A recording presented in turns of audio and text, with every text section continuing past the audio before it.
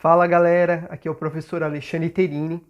Eu queria aproveitar que estamos no centenário de Paulo Freire, que nasceu em 19 de setembro de 1921 em Recife, Pernambuco, para refletir um pouco sobre a verdadeira contribuição que ele trouxe para a história da pedagogia, para os educadores como eu, para a história do Brasil e do mundo, porque muito se sabe sobre o reconhecimento mundial que ele tem. Os seus livros, suas obras são uma das mais lidas no mundo, foram condecoradas em várias universidades importantes. Só que muitos não sabem sobre a experiência de Paulo Freire na pequena cidade de Angicos, que fica no Rio Grande do Norte, em 1963.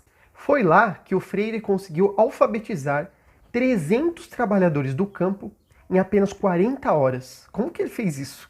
É que o Freire, como grande pesquisador, percebeu que os adultos tinham grande dificuldade de aprendizagem, porque o método daquela época era baseado na decoreba, era baseada em você apenas memorizar as palavras sem muitas vezes entender o seu significado e qual é o sentido de aprendê-las. E aí que está o problema. Então ele percebeu que era preciso que a educação e a alfabetização se baseassem no diálogo, em aprender a ler o mundo antes de aprender as palavras. Foi então que ele desenvolveu um método de aprendizagem que se baseava em aprender as palavras e seus significados a partir do valor que os sujeitos dão no mundo em que eles vivem. Como assim?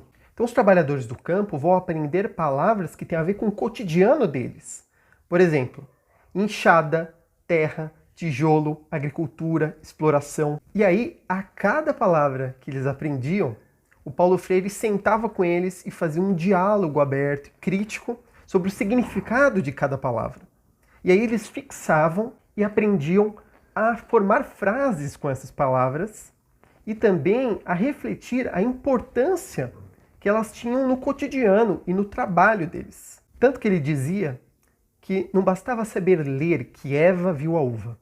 Era preciso compreender qual a posição que Eva ocupa no seu contexto social, quem trabalha para produzir a uva e quem lucra com esse trabalho. E aí, em maio de 1963, aconteceu a primeira greve de trabalhadores do campo em Angicos. E os fazendeiros, diante disso, chamavam a experiência do Paulo Freire de praga comunista. Então, as 40 horas de alfabetização mostraram ao Brasil que era possível alfabetizar jovens e adultos. Não só isso, e que o desenvolvimento do pensamento crítico das classes menos abastadas gerava um desconforto nas classes mais ricas e poderosas que dominavam a política e a economia do país, e que dominam até hoje. Na época, o Paulo Freire chegou até a trabalhar junto com o ministro da Educação, o Darcy Ribeiro, do governo João Goulart, mas em 1964 aconteceu o golpe militar, que instaurou a ditadura no Brasil e que perseguiu Paulo Freire. Ele teve que se exilar fora do país.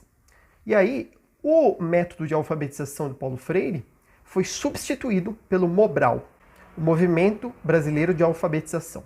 E o Mobral, ele voltava com o método tradicional de ensino, baseado em cartilhas, baseado na memorização. E na época foram exibidas falsas estatísticas de que o analfabetismo estava sendo combatido no Brasil, quando na verdade era exigido apenas das pessoas que soubessem assinar o próprio nome. Com a redemocratização, Paulo Freire retornou do exílio e chegou até a participar da gestão Erundina na Prefeitura de São Paulo como secretário da Educação. E nessa gestão, entre 1989 e 1991, ele deixaria marcas com uma luta pela construção de uma escola popular e democrática, pela conquista de direitos para os professores, com a criação do Estatuto do Magistério Municipal, pelo restabelecimento dos conselhos escolares, entre outras coisas, e que alguns desses avanços seriam deixados de lado pelas gestões seguintes, na prefeitura, mas que, de forma geral, o Paulo Freire deixaria essa marca até hoje para a Escola Municipal de São Paulo e para o Brasil. E hoje o Paulo Freire é considerado o patrono da educação brasileira. E as suas obras são uma das mais lidas na pedagogia mundial. Por exemplo, um dos mais clássicos, A Pedagogia do Oprimido, e A Pedagogia da Autonomia, entre outras obras que ele escreveu. Muitos dos que nunca leram esses livros aqui insistem em tentar difamar o seu legado. No Brasil, ele está, infelizmente, muito longe de ser alcançado, pelo estado em que está a educação, o sistema de ensino brasileiro, mas que Paulo Freire sempre vai nos inspirar para ir em busca de uma pedagogia emancipadora, que inclusive inspira o cursinho popular do qual eu faço parte, em que eu sou professor, que é da Rede Emancipa, em que nós temos como base as obras de Paulo Freire. Então, nesse centenário, é importante que a gente defenda o legado desse importante filósofo, pedagogo, desse ser humano, para que a gente possa sempre avançar no sentido de uma educação emancipadora, crítica, democrática e popular.